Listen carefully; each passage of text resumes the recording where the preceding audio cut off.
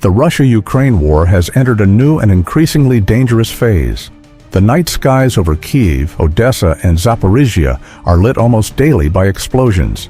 Ballistic missiles and kamikaze drones rain down on major cities, while Ukraine strikes back with long-range drones hitting oil refineries and fuel depots deep inside Russian territory. This conflict is no longer limited to the front line. The battlefield has expanded, and civilians have become the ones paying the highest price.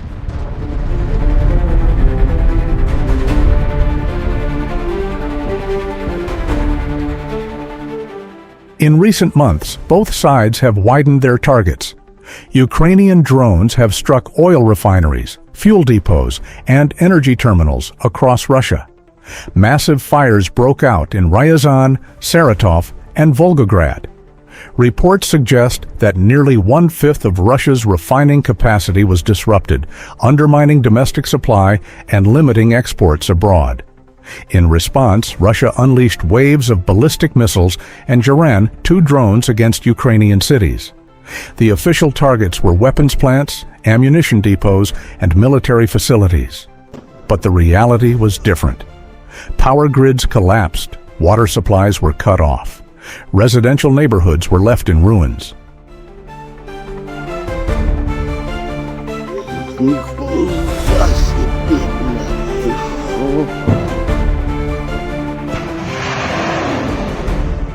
Iskander-M, Kinzhal, and long-range cruise missiles, accompanied by hundreds of Garan-2 kamikaze drones flying low to confuse air defenses. Ukraine's air defenses, Patriot, NASAMS, Iris-T, worked relentlessly.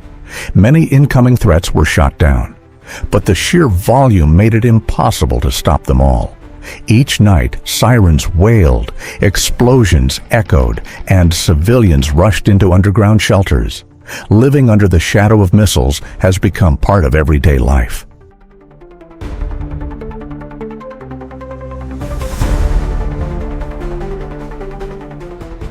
This escalation followed the meeting between Vladimir Putin and Donald Trump in Alaska on August 15, 2025. The summit was described as productive. Trump called it a breakthrough. Putin spoke of a new understanding. But there was no ceasefire declaration, no written agreement, and no sign that the war would stop. Ironically, just days after the summit, Russian strikes intensified, nearly doubling the daily number of drones and missiles. For many analysts, this was diplomacy reinforced by firepower. The message was simple: without compromise, military strength will continue to speak louder than words.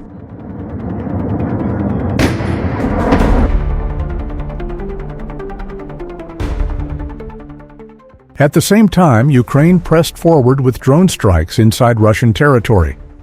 Kyiv sought to prove that it could still resist and that it would not bow to international pressure at the negotiating table. But this strategy carried heavy risks. Every strike on Russia's energy infrastructure was met with another wave of ballistic missiles slamming into Ukrainian cities. Ukraine now faces a painful dilemma: hold back and risk being seen as weak, or continue attacking and watch civilians suffer the consequences.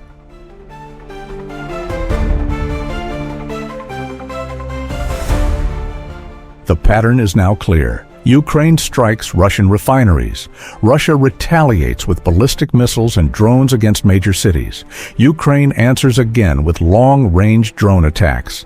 This cycle repeats itself endlessly. Every strike deepens the wounds. Every retaliation pushes diplomacy further away. And once again, civilians bear the heaviest burden. In Ukraine, people endure the terror of nightly bombardments. In Russia, communities face refinery fires and mounting economic pressure. This war proves one undeniable truth: diplomacy alone has not been enough to silence the weapons. The Alaska summit raised hopes, but left only empty promises. Ballistic missiles and Garan-2 drones remain the dominant language on the battlefield.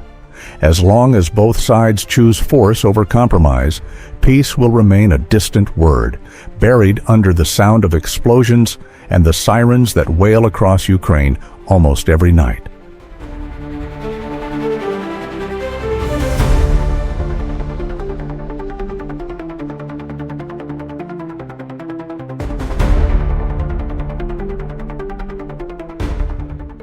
This is the harsh reality of modern war. There are no true winners, only an endless chain of strikes and counterstrikes, and ordinary people on both sides caught in the middle. Whatever the politics may be, one truth remains. Human lives are worth far more than ambition and power. This content is created solely for educational and informational purposes. It is intended to provide insights based on verified data, credible sources, and careful analysis.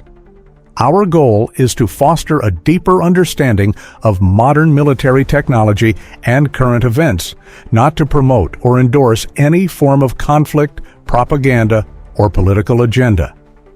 We strictly oppose the spread of misinformation and hoaxes. Every piece of information presented has been carefully sourced from reliable, publicly available references. We encourage viewers to approach the topic with critical thinking and respect for all sides involved, maintaining a focus on knowledge sharing and open discussion.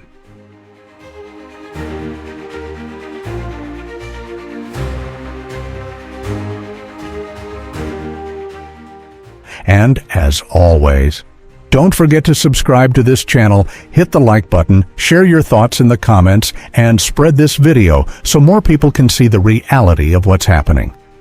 Because your voice is the strength that allows us to keep bringing deep analysis on the global conflicts that are shaping our world today.